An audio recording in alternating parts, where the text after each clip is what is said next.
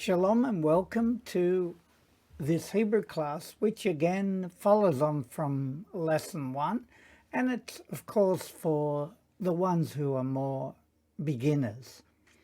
So let us begin with this lesson by firstly making some understanding of Hebrew. And firstly, the origin of the Brit Chadashah, which is often known as the New Testament.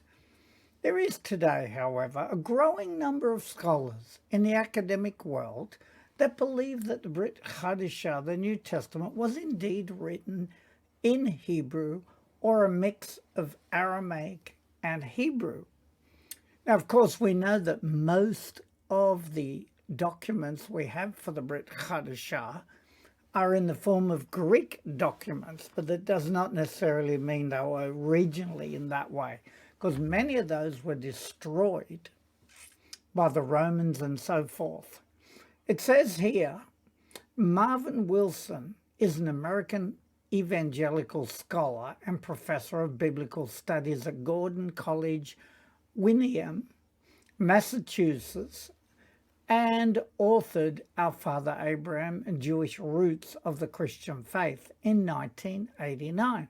And up to 26 scholars came to the conclusion that the scriptures were not originally in Greek, but in Hebrew or Aramaic, the Semitic languages. And with that basis, we then come to a desire to learn Hebrew so that we can actually read it in its more original form, and especially the Tanakh, which is the Old Testament, which the Jews still use today, so that we can actually see if translations have got all that we can find in the Hebrew. So let us begin by, again, reciting the Hebrew alphabet, which you saw in the previous lesson. And let us begin by going through the Hebrew alphabet. And we see that the first letter is Aleph, the second letter is a Bayit.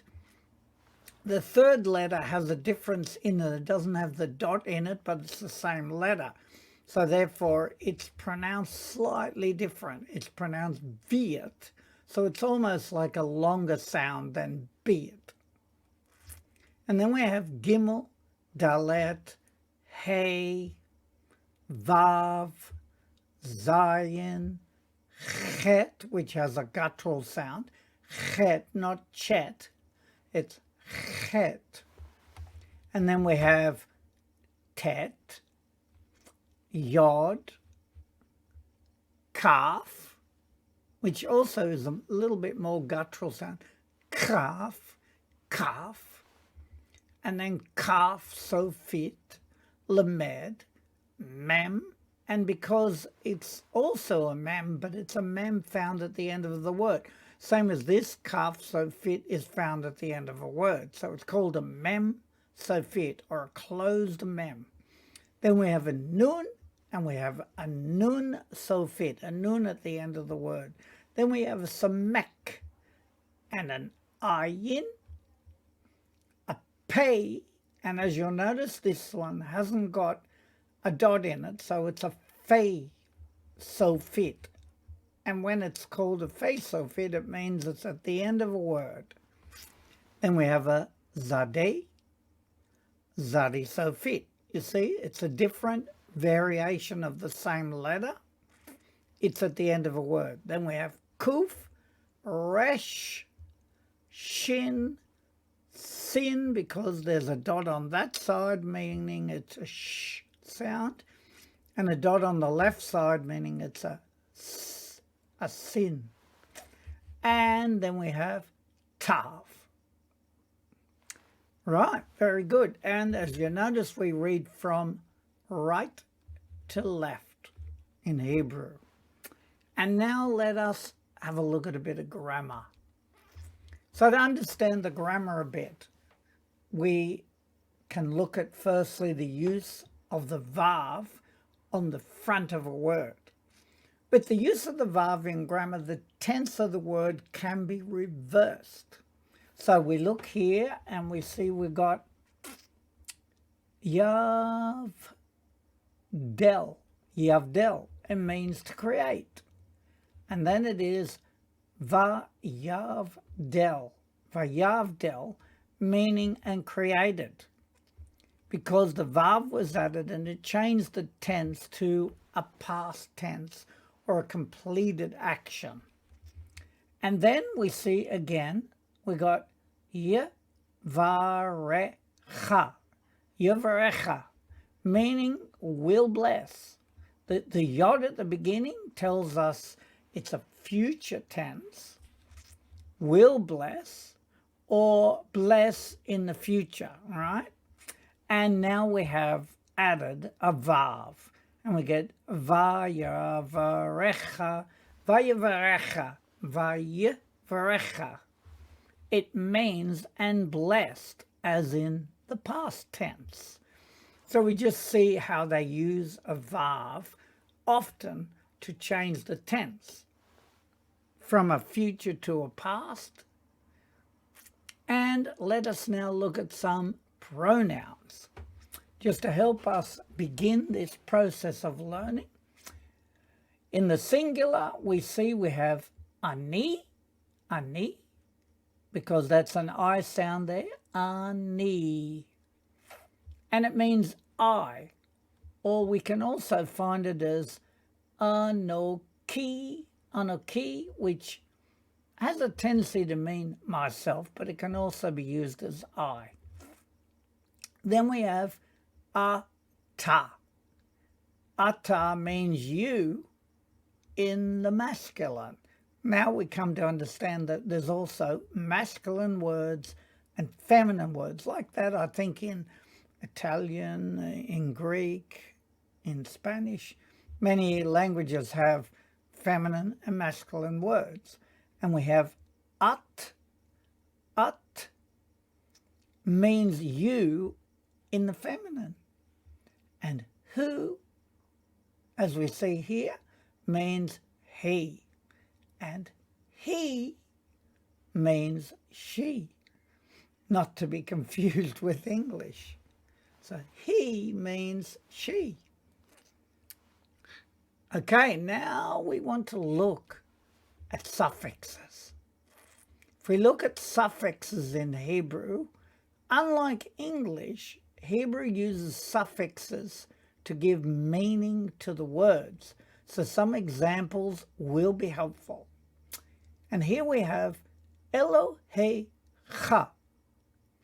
The cha generally means you or your. And we know Elohe means mighty one, right? Like El, Elohim, Elohecha. Right? It means your mighty one. And then we have Shema, meaning to hear, Tem. And Tem means you in the plural sense. So it means you heard, as in Acts 1:4. Then we have Adonenu.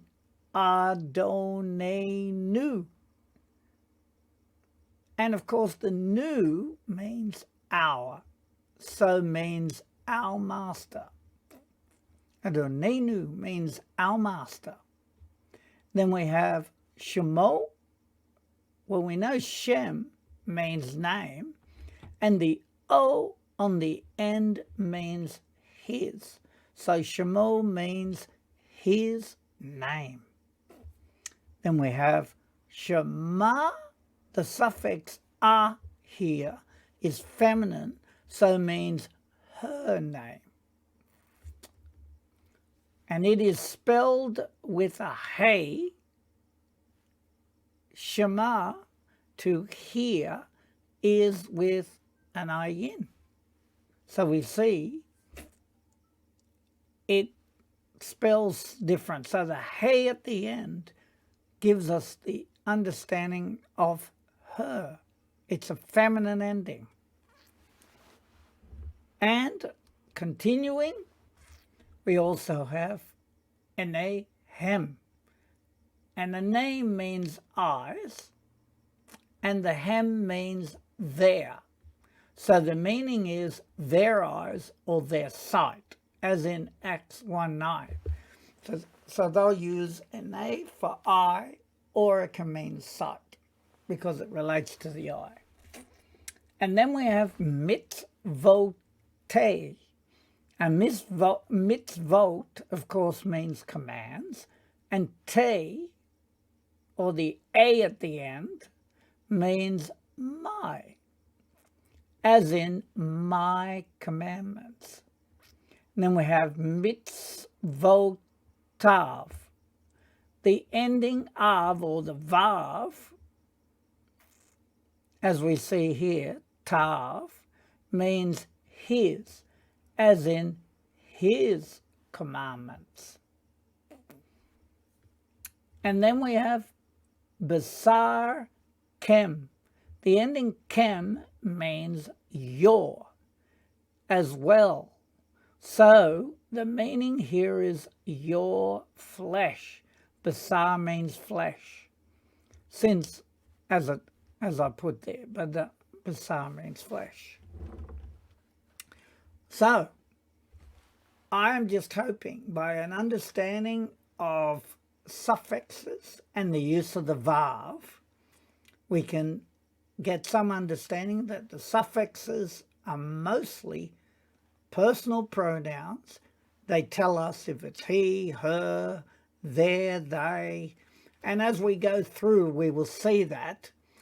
And the vav prefix is also used to change the tense. Now, just to complete our little lesson here, because I don't want to make it too long, I want you to get a very basic understanding of the lesson so that when we begin to actually look at words, you'll have an understanding. An adjective is after a word. A suffix adds to the word, gives it a pronoun. A prefix has its purpose in determining also whether it's future or past. And by the use of a vav, we can change the tense. And now I just want to complete this by giving us a bit of an understanding of how the Hebrew was resurrected. It is being called, Hebrew has been called a dead language. But what does it mean to be called a dead language? Latin is a dead language, but it is still used today in medicine. So therefore, to understand what a dead language is simply to know a dead language is one that doesn't evolve, doesn't change. Therefore, it's remained fixed. And one thing we learned last time, I think I put it in, was that a Hebrew child, because Hebrew doesn't have vowels, it also doesn't change, therefore. So a child of 8-year-old could pick up a Dead Sea Scroll and read it, because in their understanding, their instruction from childhood actually teaches them with words to add the vowels, even though they don't appear. So therefore they can read an ancient text in their modern understanding without changing the meaning of the word. Just it may be different than the way it was pronounced in the ancient times, but they can use the modern understanding and actually get the same meaning out of it. That's what makes Hebrew such an interesting language. But fortunately, we have the joy of being able to read it with vowel marks, which the Masoretes added so that everyone could read the Hebrew, even those not accustomed to it. So now let us just begin with a story, the story of how Hebrew came to be. And we begin by looking at the historical considerations. In the 1800s, Hebrew was limited to the synagogues. Therefore, it was still used, but it was only used for liturgical use primarily, but today it is a complete language used by Jews all over the world. What happened to accomplish this? It can only be due to one man whose name was Eliezer Ben Yehudah. Eliezer Ben Yehudah was born Eliezer Yitzchak Perelman in the Lithuanian village of Lusky on January 7th, 1858. Like virtually all Jewish children of that time and place, he began learning Hebrew from the very tender age of 3 as part of a thoroughly religious upbringing. His father, a Hubbard, which is also called Chabad, Orthodox Jew, sadly contracted TB. One day, as he and his 5-year-old son Eliezer were studying the Holy Torah texts together, he fell into a great coughing fit, collapsed and died right before his stricken son. Leb's last words to his son were to clean the blood off the Torah scroll and make it readable.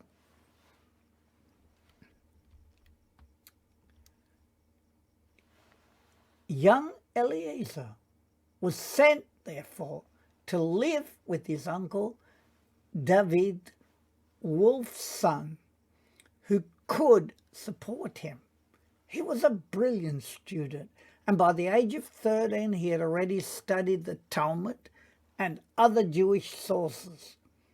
After his bar mitzvah at the age of 13, his uncle sent him to a yeshiva, which is like a school of study, in Polotsk, with the hope that he would become a rabbi. The head of the yeshiva was a secret follower of the Haskalah, that's Enlightenment movement, and turned Ben Yehudah into a free thinker. He introduced the impressionable youth to texts that were not religious. Rabbi Blocker introduced him to a thin book on Hebrew grammar, and when they were alone, the rabbi pulled out a secret copy of Robinson Crusoe that had been translated into Hebrew and had Eliezer read a short section. Eliezer said that since that first glance at a Hebrew version of Robinson Crusoe, I fell in love with Hebrew.